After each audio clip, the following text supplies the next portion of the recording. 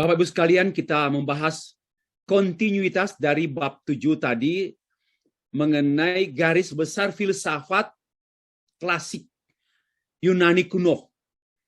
Dan kita membahas sekarang garis besar filsafat abad pertengahan dan modern. Tentulah kalau saya mengajar ini bisa 3 mata kuliah.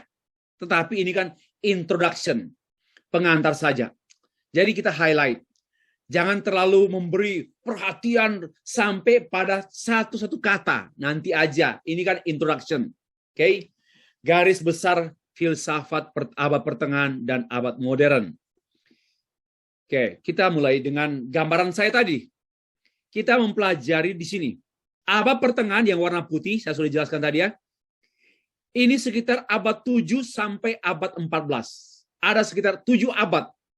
Yang saya katakan tadi menyedihkan karena ini abad ke-8. Kenapa? Abad ini abad dikuasai oleh gereja. Tetapi gereja dikuasai bukan oleh Allah, bukan oleh Injil, tetapi dikuasai oleh filsafat. Sedih. Maka tidak heran, gereja menguasai dunia, termasuk menguasai sains pada masa itu, sehingga benar salah yang berhak menyatakan temuan-temuan, discovery dari para ilmuwan seperti John Kepler, Galileo Galilei, dan sebagainya, itu ditentukan oleh gereja. Diakui, ya atau tidak, benar salahnya sains ditentukan oleh gereja. Sayang sekali, Bapak Ibu, gereja kehilangan Injil. Tidak semua, masih ada tokoh-tokoh, teolog-teolog yang masih seperti Agustinus, Anselmus, dan beberapa. Tapi yang lain lebih mencondongkan dirinya ke skolastisisme. Seperti Thomas Aquinas. Ya, mencondongkan dirinya kepada skolastisisme yang mengedepankan filsafat Aristoteles daripada Alkitab. Ini masalahnya. Daripada teologi. Nah, lalu kemudian ke abad modern. Jadi abad 7 sampai abad 19. Sekian abad. Ya, abad pertengahan, abad modern. Medieval ages sampai abad modern century. Ada terjadi ledakan pada era modern, ledakan filosofi dan sains. Seperti yang saya sudah uraikan tadi. Lanjut. Filsafat pada abad pertengahan. Saya hanya memberikan 1-2 highlight garis besar yang perlu ditekankan dengan tokoh-tokohnya pada masa itu. Ya. Pada abad pertengahan ada satu teolog dan juga filsuf yang menjadi parameter teologi filsafat pada 7 abad ke depan. Dia lahir akhir abad 9, lahir akhir abad 4, dan berpengaruh abad 5 sampai dia menjadi standar teologi gereja abad 5, 6, 7, 8, 9, 10, 11. Wow. Sekitar 5-6 abad. Dunia ini dipengaruhi oleh satu orang. Dikontrol, dijaga oleh pemikiran satu orang. Namanya Agustinus. Agustin. Ya. Para filsuf abad pertengahan berusaha untuk memecahkan persoalan teologi dan agama dengan berfilsafat. Nah, inilah skolastisisme. Mereka berusaha untuk mendamaikan antara Alkitab, antara Yerusalem dan Athena. Mereka ingin mendamaikan, membuat pertemuan, ya, mempertemukan antara teologi dan filsafat, dikawinkan, bukan diintegrasikan loh, dikawinkan. Dan khususnya yang menyedihkan, pertanyaan-pertanyaan teologis dicari jawaban pada filsafat. Di antaranya Aristoteles. Contohnya Thomas Aquinas menanyakan mengenai the existence of God. Keberadaan Allah. Muncullah cosmological argument. Muncullah teleological argument, ada 4 argumentasi filosofis. Dia membuktikan ada Allah, tapi sebenarnya tak terbukti. Hanya memang ateis nggak mampu menjawab. Dan memang diakui sebagai argumen-argumen tentang God's existence. Nah, masa itu orang berusaha, para ilmuwan, para ahli, bahasa saya, para ahli menyatukan filsafat dengan teologi, disatukan. Bahkan mengedepankan filsafat ketimbang teologi. Para filsuf era itu berusaha untuk memberdayakan filsafat Yunani kuno. Maka muncullah Platonik, Neoplatonik, Neo-Aristotelian. Untuk apa? Untuk mendamaikannya dengan teologi. Ya, karena sejak sekitar bapak-bapak gereja, ada dua kubu yang terbentuk. Kubu anti teologi, kubu anti filsafat. Lalu pada abad pertengahan dipertemukan yang anti-anti ini, yang anti-anti ini dipertemukan dan didamaikan oleh mereka pada abad pertengahan. Ya, kita bersyukur, ya sengaja saya sebenarnya tempatkan dia di. Ada yang ketiga. Era ini ditandai dengan era skolastisisme, di mana ada pengaruh besar sekali dalam berteologi Kristen pada masa itu. Maka tidak heran, selama 7 abad, kemajuan gereja tidak begitu signifikan. Kemajuan peradaban dunia pun tidak begitu berarti. 7 abad loh. Dibandingkan dengan abad modern ya, mulai saja abad 16, 17, 18. Teknologi maju, sains maju. Cepat maju dalam segala hal. Tetapi abad pertengahan, kemajuan teknologi, apalagi teknologi ya, sains lambat sekali. Kenapa? Karena disebut Dark Ages, abad kegelapan. Kenapa? Karena pengaruh dogma-dogma gereja yang sempit. Hati-hati dengan dogma gereja yang sempit. Pengaruh dogma gereja yang sempit. Lanjut. Syukur ada 2 tokoh yang menurut saya cukup mengontrol pengaruh skolastisisme terhadap gereja, terhadap teologi gereja pada masa abad pertengahan. Namanya yang pertama Agustinus dan yang kedua Anselmus. Banyak pemikiran Agustinus yang diteruskan oleh Martin Luther, oleh John Calvin, oleh kita sekalian tentang dosa, anugerah Allah, the absolute grace, tentang justification. Teologi Agustinus itu banyak diteruskan oleh para reformator, oleh para teolog, sampai gereja-gereja sumbangsi Agustinus masih terasa kuat sampai sekarang ini. Di antaranya ada 2 kalimat yang bagus untuk kita pikirkan. Baik Agustinus maupun Anselmus.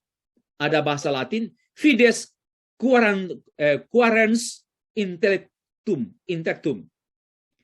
Bahasa Inggrisnya faith seeking to understand, for understanding. Artinya iman itu mendorong orang mencari pengertian. Nah, ini. Iman itu mendorong orang mencari pengertian. Karena tidak mungkin menemukan pengertian tanpa iman. Without faith, there is no understanding. Wah, ini sumbangsi 2 tokoh hebat yang saya kagumi. Ya. Yang kedua, credo ut intellegam. Dengan saya mengaku credo, dengan saya believe, maka saya mengerti. Dengan saya mengaku, dengan saya percaya, credo itu mengaku, maka saya mengerti. Disinilah melahirkan semangat belajar Alkitab. Karena tidak akan ada understanding about God, about God's creation, salvation, and God's people without faith and without His word, firman Allah. Tidak mungkin. Ini menarik. Ya, ini setidaknya singkat saja ya mengenai filsafat abad pertengahan. Ya, banyak sekali, banyak tokoh, masih ada beberapa tokoh. Tetapi kita tidak punya waktu cukup lah tapi setidaknya ada gambaran singkat. Abad pertengahan, filsafatnya seperti apa, pengaruhnya apa, ya. Next. Kita kembali ke abad pertengahan. Abad pertengahan dimulai dengan abad Renaissance. Bukan abad pertengahan. Kita kembali pada abad modern. Dimulai dengan satu transisi Renaissance pada abad 14 dan abad 15. Ada tokoh-tokoh yang terkenal yang menjadi alat Tuhan, membuka mata dunia tentang dunia, bukan tentang Tuhan. Kalau teolog membuka mata dunia tentang Tuhan, tetapi membuka mata dunia tentang dunia. Ada Leonardo da Vinci, ada Copernicus, ada John Kepler, ada Galileo Galilei, ada Francis Bacon, dan sebagainya. Nah, ini keliru nih. Ini Francis Bacon bukan di sini. Ya, di bawah.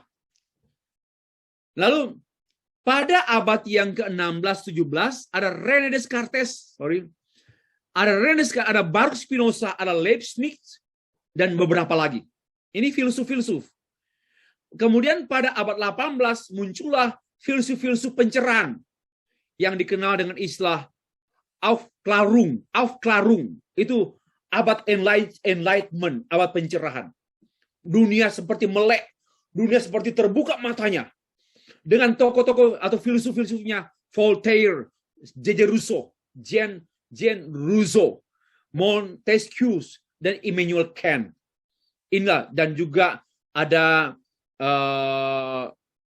beberapa filsuf lagi yang saya kemukakan berikut ini. Ini sedikit saja, hanya selayang pandang ya, untuk Bapak Ibu tahu, pengantar saja. Tetapi by the way, ingatlah, ingat tokoh-tokoh yang mempengaruhi dunia. Transisinya dari abad pertengahan ke abad modern. Ya. Nah, khususnya kita mempelajari, kita perhatikan ya. Pada abad pertengahan, pay attention, filsafat didamaikan dengan teologi. Tetapi pada abad modern, filsafat dan teologi dicerai-beraikan, dipisahkan. Nah, ini yang menarik untuk disimak. Filsafat dan teologi dipisahkan, terpisah, dibuat terpisah, karena ada hukum-hukum yang memisahkan antara filsafat dan teologi. But sebelumnya abad pertengahan, para skolastis dengan paham-paham skolastisisme berusaha untuk mendamaikan, menyatukan filsafat dan teologi, termasuk Thomas Aquinas. Maka itu ada sisi, walaupun menyatukan, ada sisi yang menekankan bahwa filsafat di atas teologi, ada kelompok yang menekankan bahwa teologi di atas filsafat. Contohnya Thomas Aquinas. Ya, Thomas Aquinas mencetuskan istilah filsafat menjadi pelayan teologi, pembantu teologi. Ya, ansilah teologi. Itu ada kelompok seperti Thomas Aquinas. Nah, itu pada era abad pertengahan. Namun pada abad modern berubah sekali, total. Teologi, agama, dan filsafat dipisahkan. Oke.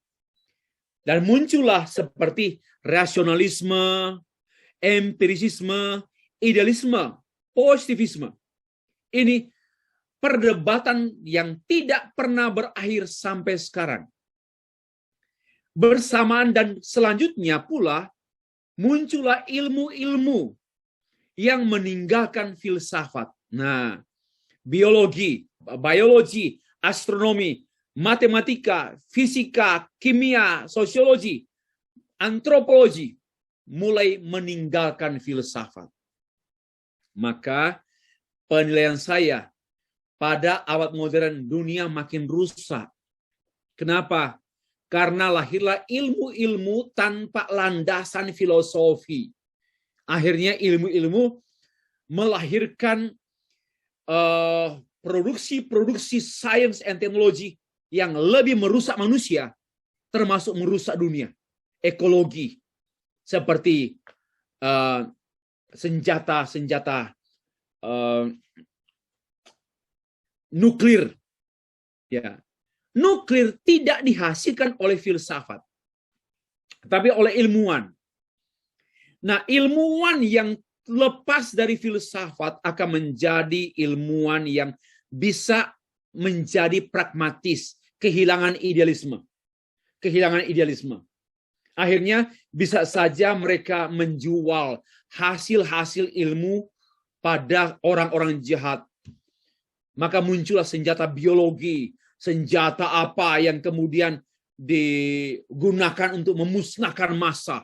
Itulah kejahatan dampak dari science and technology. Bukan.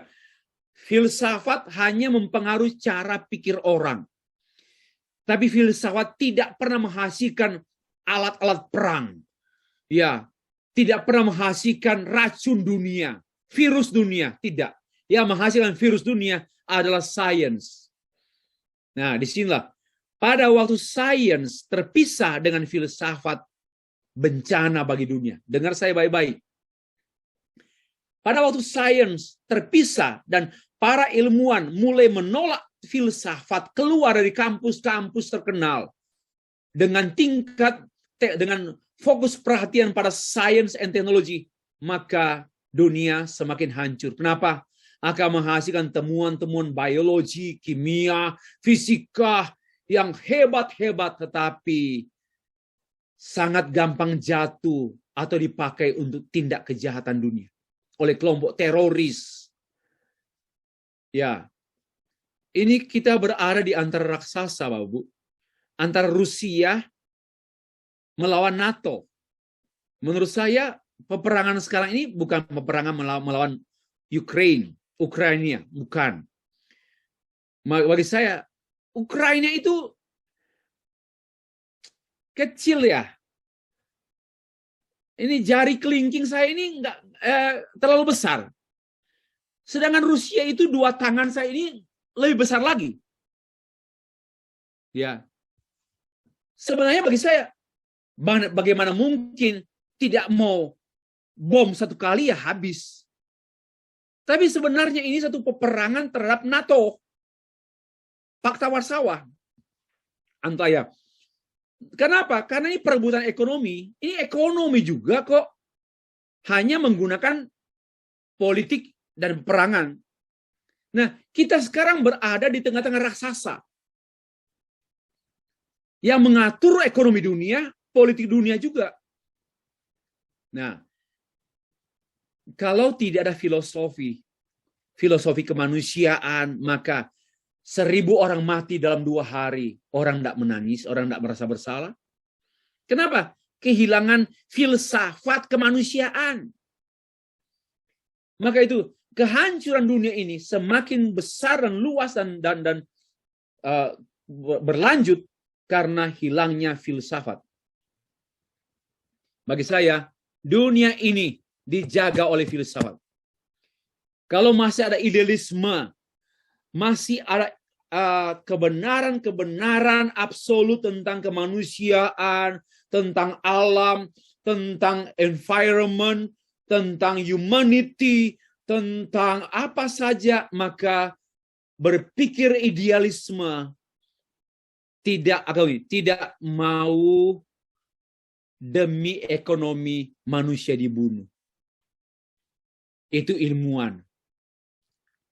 Karena tanpa filsafat, kalau filsafat dia akan berkata demikian. Sekalipun kita tidak menghasilkan alat-alat canggih, yang penting manusia damai dan berkesinambungan. Itu cara pikir filosofis. Tapi kalau cara pikir sains, apalagi teknologi, lebih ke praktis. Jual handphone sebanyak mungkin. Jual kereta, mobil maksud saya. Jual sebanyak mungkin. Biar Jakarta penuh dengan kereta. Ya. Jakarta macet. Ya. Dan lucu ya. Di Jakarta ini kan ada hal yang lucu. pemerintah menerima mobil luar masuk terus, datang. Ya, mobil luar, Toyota, Honda, Suzuki masuk terus. Tetapi jalan dibatasi, jalan nggak dibangun, jalan tidak bertambah, di Jakarta tidak bertambah jalan, namun dibatasi. Yang keluar tanggal sesuai tanggal genap, maka plat nomor kereta atau mobil yang genap keluar. Ini kan, tapi kereta atau mobil terus bawa masuk. Ini aneh.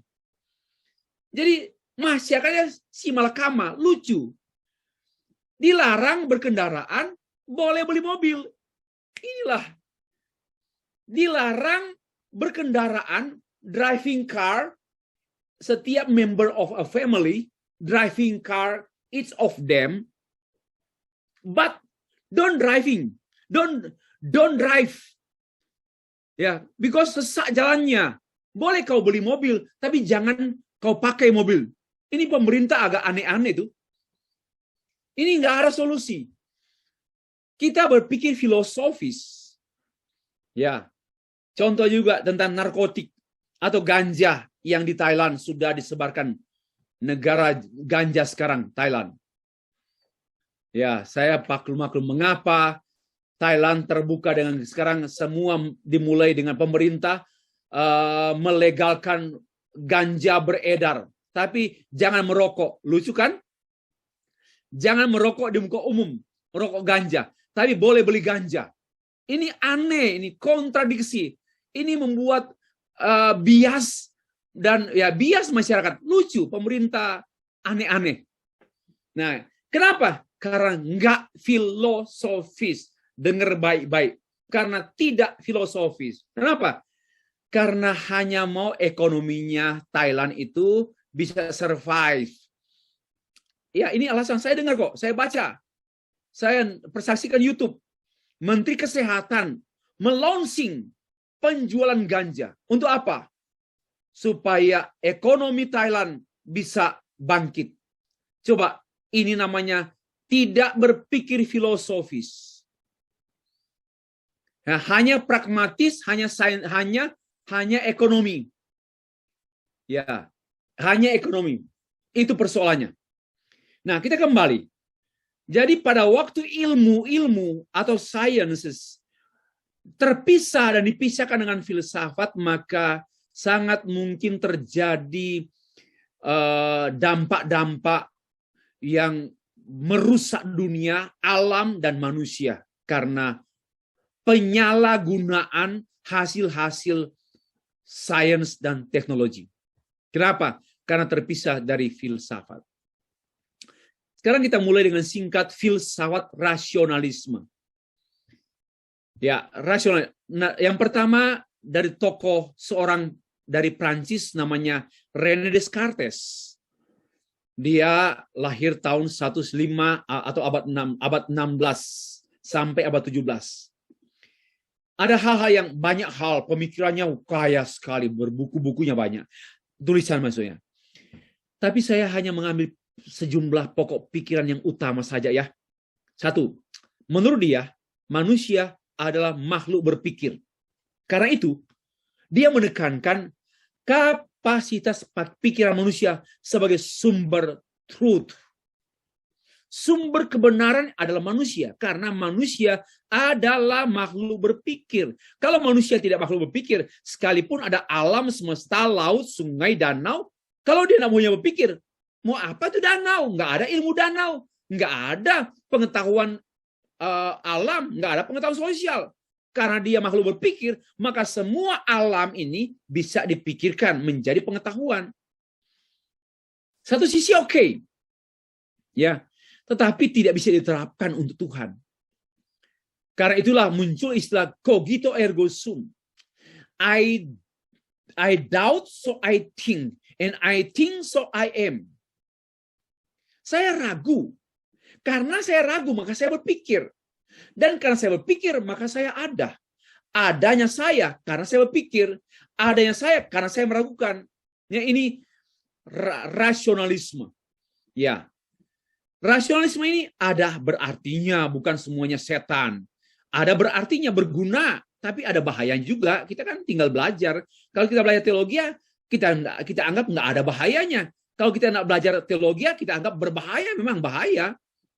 Bagi Descartes, yang paling pasti dari semua pengetahuan adalah pengetahuan intuitif, yang pengetahuan yang tidak dipelajari, tapi muncul dari gagasan, ide yang distimulasi oleh apa yang dia lihat. Hanya lihat, bahkan ada banyak hal yang tanpa sensori mata, hidung, telinga, dia bisa berpikir berdasarkan intuisi. Nah, ini pandangan mereka, ya, pandangan mereka.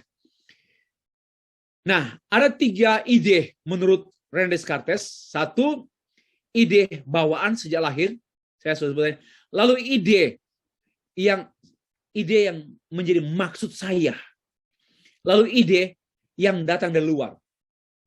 Ya, ini menurut dia ide manusia itu dalam 3. Pertama itu dari bawaan. Makanya saya katakan tadi, anaknya Pak Daichi tahu keindahan dari mana? Karena dia sudah diciptakan dengan potensi adanya ide indah. Ya, ada ide ini. Lalu dikonfirmasi dengan mata.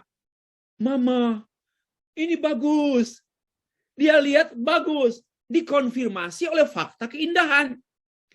Tapi ide innate, ide bawaan, ide indah itu adalah ciptaan Allah pada pikiran manusia. Puji Tuhan. Puji Tuhan. Ya. Lalu ada ide, ya, saya maksudkan begini, Pak. Ini maksud saya. Saya bermaksud begini. Nah, ini ide. Saya maunya begini. Saya bermaksud seperti ini. Ide yang kita maksudkan sendiri.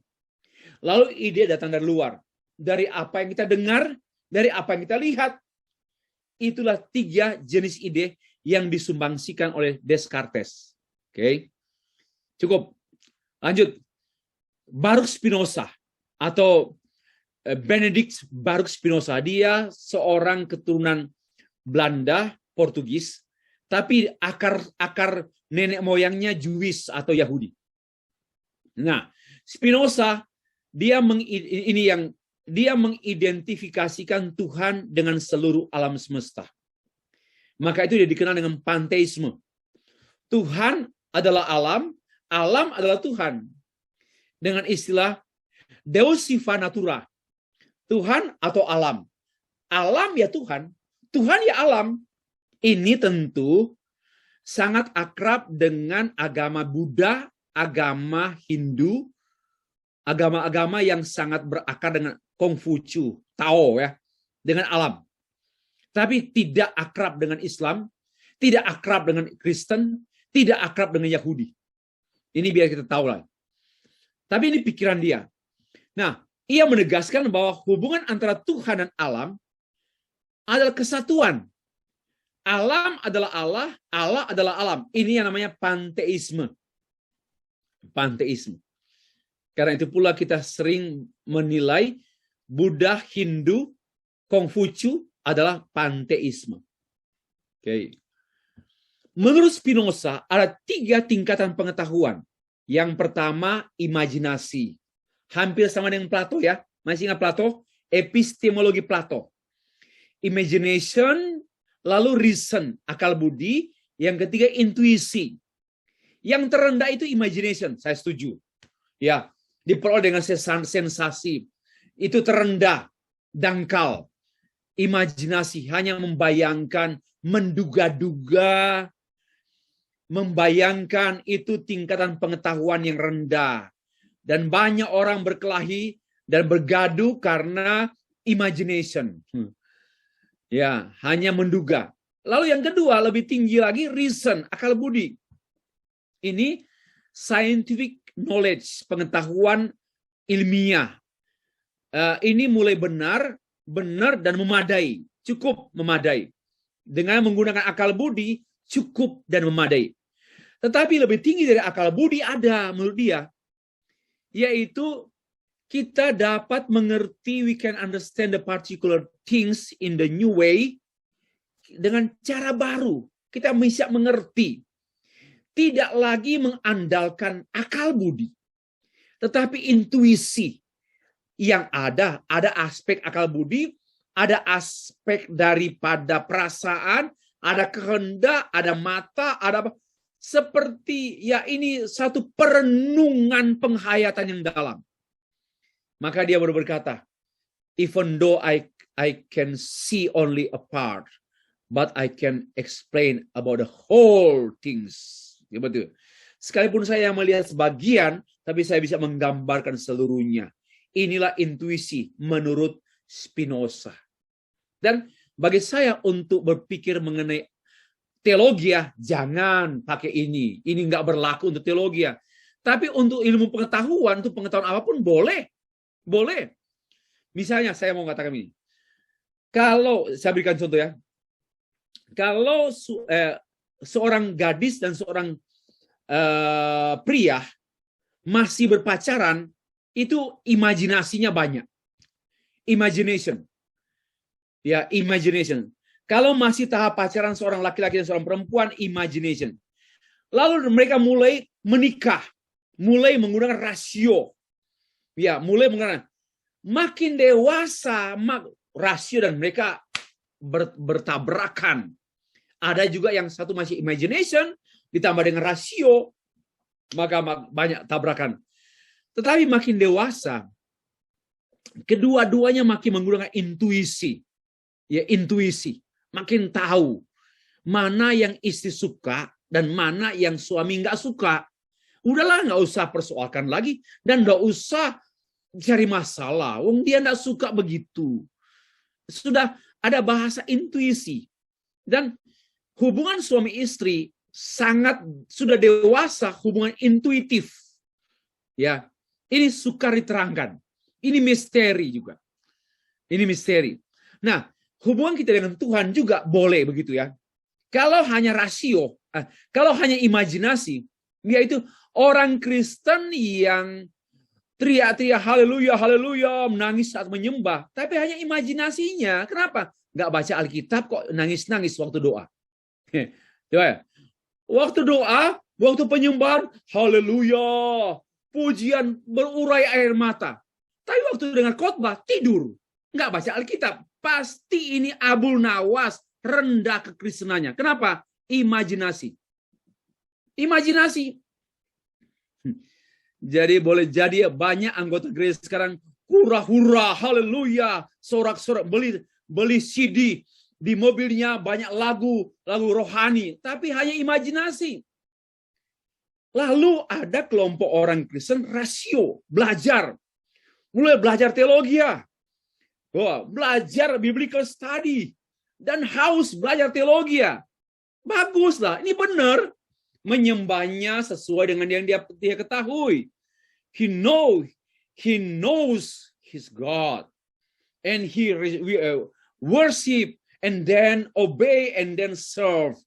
Ya, tetapi makin dewasa, hubungan kita dengan Tuhan dan berteologi sampai pada tingkat intuitif. Ini bisa begini. Sekalipun pohon ara tak berbuah, sekalipun sekalipun pohon ara tak berbunga, itu Habakuk itu loh, saya sudah lupa ini.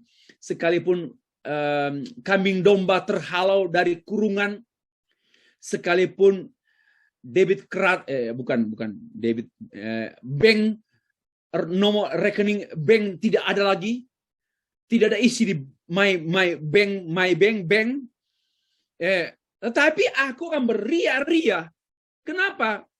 Karena iman saya tidak lagi pada faktor-faktor materi. Hubungan saya dengan Tuhan bukan karena dia God is good, karena saya diberkati. Wow, saya dapat gaji ke-13. Haleluya. Saya jual ini. Wah, untungnya 50 kali lipat, Pak. Waduh, haleluya, haleluya. Mohon maaf ya, ini masih rasio. Masih Kristen rasio. Kalau Kristen intuitif, dia berkata, sekalipun pohon ara tak berbuah, sekalipun rugi, sekalipun, aku akan tetap beria-ria dalam Tuhan. Tidak berubah komitmen saya. Tidak berubah komitmen saya melayani Tuhan. Itulah sampai pada tingkat orang Kristen intuitif. Wow. God bless you. Wah, ini saya senang sekali karena pun saya baru pikir sekarang. Saya nggak siapkan tadi sore atau tadi pagi penjelasan ini. Saya pun baru temukan di saat saya mengajar sekarang ini. Wow. Sekarang Bapak Ibu Kristen mana? Ya, mari kita ke Kristen intuitif yang tidak lagi melihat Allah pada materi. Tidak lagi mematerikan Allah. Ya, tidak lagi Allah, hubungan saya dengan Allah tidak lagi diperantarai oleh berkat-berkat materi. Tetapi hubungan intuitif seperti suami dan istri yang sudah usia pernikahannya 30-40 tahun. Wow, itulah yang sebenarnya dengan Tuhan pula. Oke. Nah, sekarang kita perhatikan tadi rasionalisme. Masih ada 10 menit ya. Rasionalisme. Lalu ada lawannya. Empirisisme. Ini lawannya. Antagonisnya. Satu tokohnya John Locke. Dari Inggris. Di abad 17. Sampai awal 18. Menurut dia, pengetahuan terbatas pada ide. Tidak ada ide bawaan. Oh, dia lawan. Dia membantah rasionalisme. Rasionalisme berpendapat ada ide bawaan, ada maksud, ada faktor luar. Tetapi empirisisme menegaskan no, there is no innate idea. Tidak ada innate idea. Tidak ada ide bawaan. Bagi dia semua asal mula ide adalah pengalaman. Bukan berpikir, tapi pengalaman yang dibentuk oleh sensasi dan refleksi dengan apa yang kita lihat dan kembali kita mengalaminya.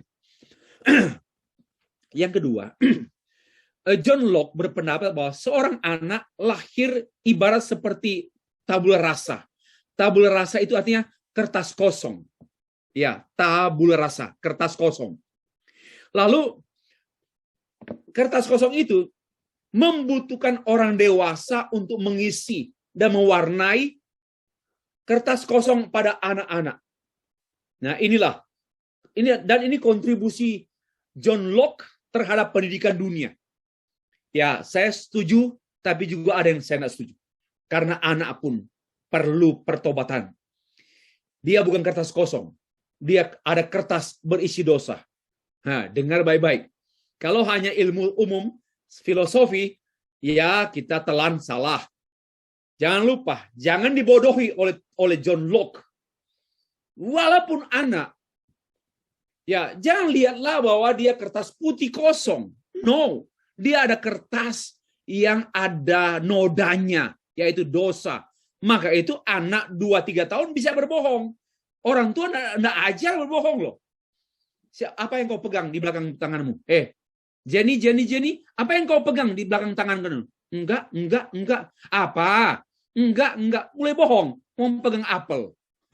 Siapa yang ajar dia berbohong? Mama papanya? Enggak mungkin. Tapi itu muncul. Kenapa? Dosa dalam dirinya. Maka teori tabula rasa tidak mutlak. Ya. Lalu dia juga memberikan satu kontribusi tentang tingkatan pengetahuan. Pertama intuitif, demonstratif, dan sensitif. Wow. Ini dia menekankan yang begini, yang dianggap tertinggi oleh rasionalisme yaitu intuitif, dia anggap terendah. Tadi kan intuitif, yang kedua kan rasional, yang pertama kan imagination, yang kedua rasionalisme, rasio, akal budi, yang ketiga yaitu intuitif. Filsuf empirisisme terbalik. Dia bilang begini, yang intuitif itu terendah, lebih tinggi demonstratif dilakukan, sampai sensitif, peka, Ya, tapi harus demonstratif. Apa arti? Lakukan dulu, alami dulu. Ini perdebatan yang tidak pernah selesai. Ada tokoh berikut lagi namanya George Berkeley. Dia orang Irlandia. Semua yang ada hanya ada karena dirasakan, dipersepsikan. Persepsi memastikan keberadaan sesuatu. Karena itu tidak ada keberadaan mutlak. Kenapa? Karena tergantung persepsi. Ini subjektivitas. Memang empirisisme sangat tinggi subjektivitasnya. Ini komentar saya. Semua pengetahuan tergantung pada penglihatan aktual, pengalaman indrawi. Semua ide kita berasal dari pengalaman. Ya, dan itu adalah terbatas. Itu komen. Nah, ada tokoh yang ketiga yaitu David Hume. Dia seorang Scottish. Menurut Hume, pengetahuan itu bersumber dari pengalaman yang diterima oleh kesan indrawi. Pengalaman yang diterima melalui saya memegang, merasa, saya melihat, saya mencium, maka benarnya sesuatu itu karena saya mengalami melalui sentuhan indrawi. Itu David Hume. Dan dia cukup banyak berkontribusi untuk pendidikan di dunia. Lalu ada J.J. Rousseau. Kenal ya? Seorang Swiss. Jack Rousseau. Rousseau karyanya sangat populer itu begini. Social Contract. Bahwa manusia itu adalah bebas. Dan setiap manusia bebas. Tetapi pada waktu ia bermasyarakat, dia rela untuk membatasi dirinya demi hak sosial. Jadi keterbatasan setiap individu ini demi kebebasan sosial. Bagi saya ini satu pandangan yang bagus dipertimbangkan. Kerelaan berkorban, menahan diri demi kepentingan yang lebih luas. Kan bagus. Yang kedua, sumbangsinya, setiap warga negara harus menyadari bahwa kebaikan dan kebebasannya terikat demi kesejahteraan masyarakat luas. Kalau ini ada pada masyarakat Indonesia, maka nggak ada kelompok-kelompok garis keras. Nggak ada kelompok-kelompok yang mau menang sendiri di Indonesia. Nggak ada.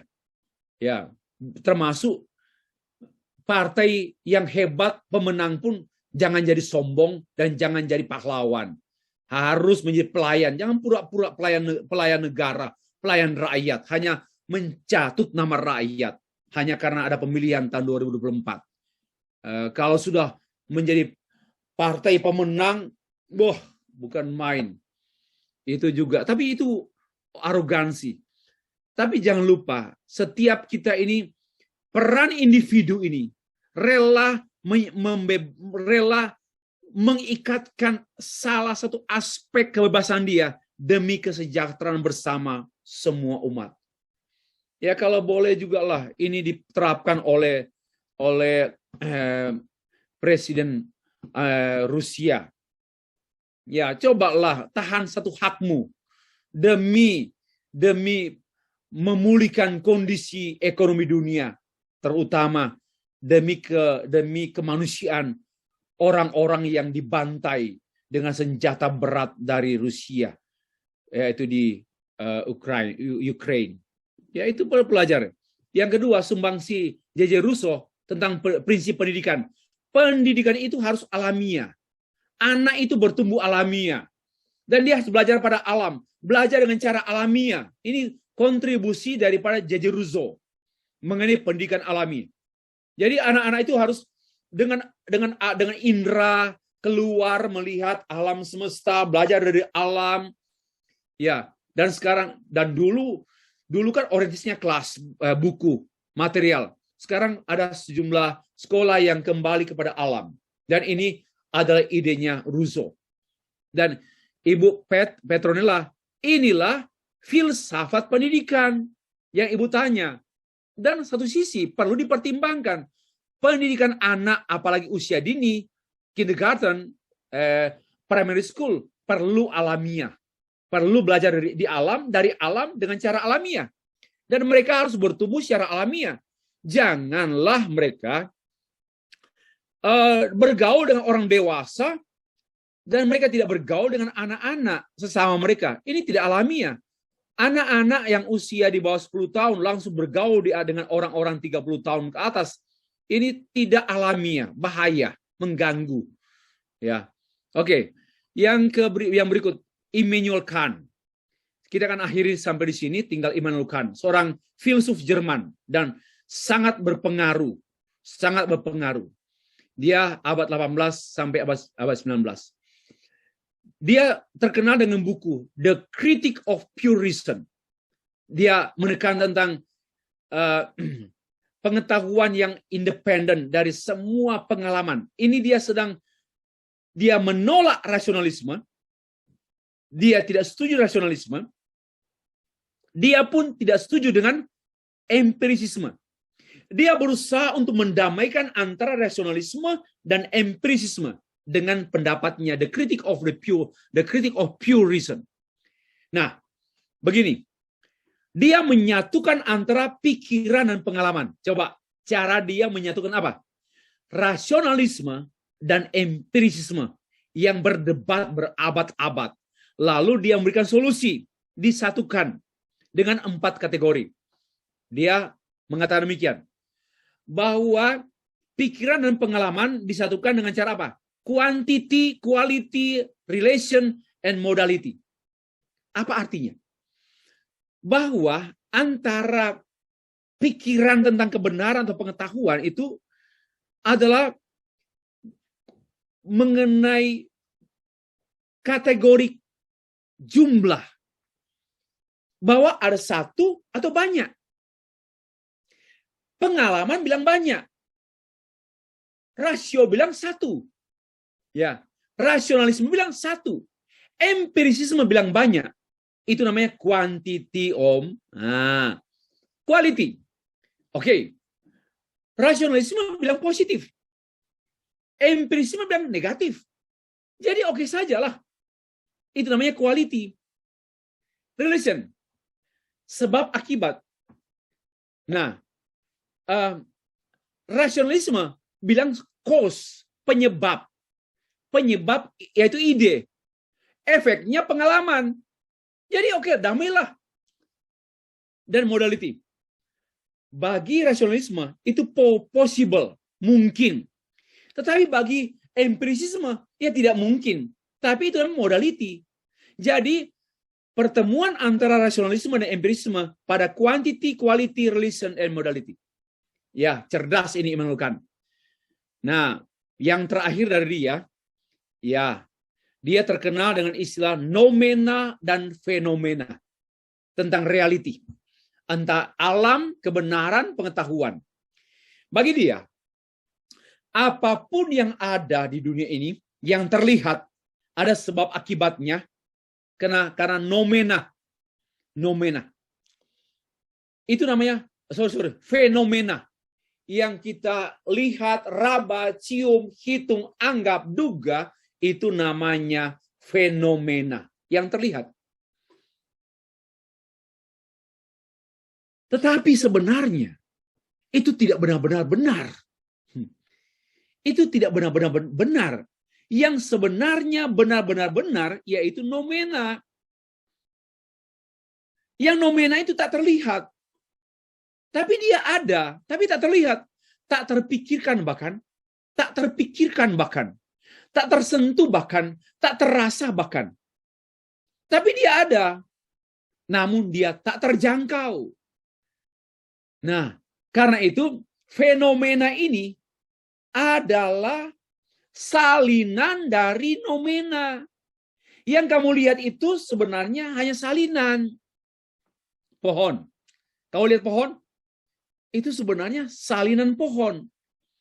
Pohon itu ada dalam eksistensialisme, pohon itu ada dalam ide. Tapi ide itulah yang benar. Yang benar-benar pohon itu ide. Sedangkan pohon yang kau lihat ada daun yang kau raba, kau sentuh itulah realitas pohon. Tapi itu bayangan, itu hanya salinan. Wow. Ya, saya suka sekali berpikir begini. Ya, saya suka sekali. Nah, sangat menantang.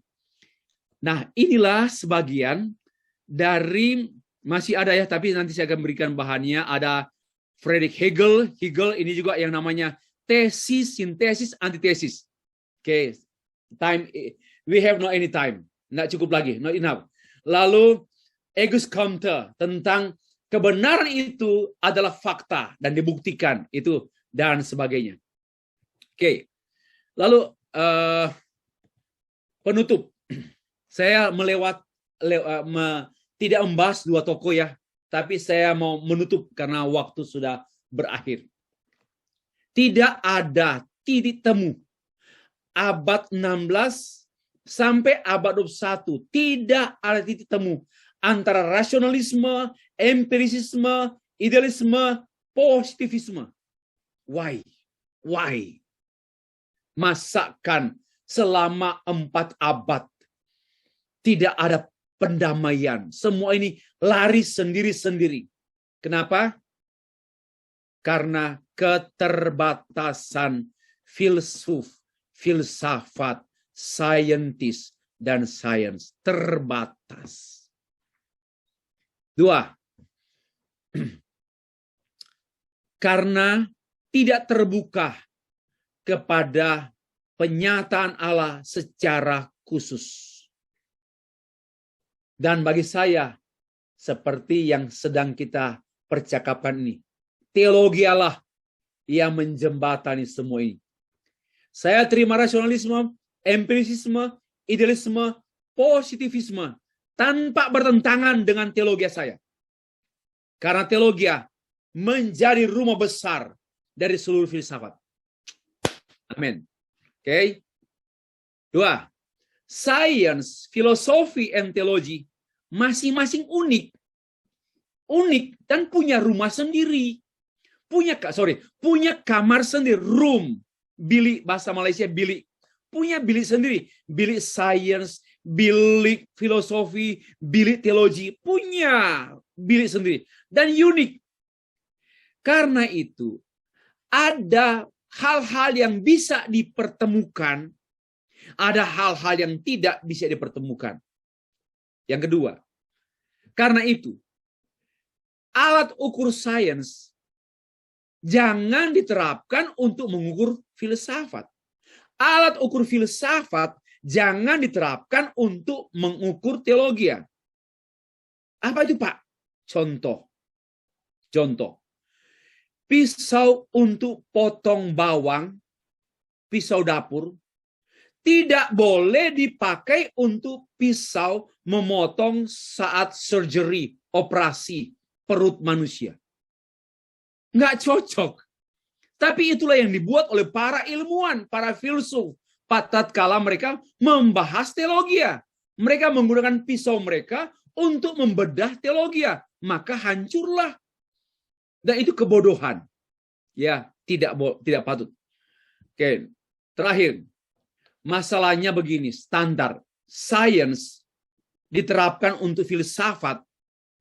Filsafat untuk teologi pasti chaos atau kacau.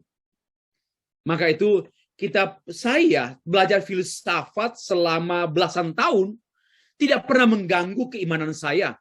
Bahkan penjelasan saya tentang iman saya pada Alkitab semakin kuat di tengah dan bisa dipertanggungjawabkan di tengah-tengah orang-orang yang tak seiman, tak sepaham, tak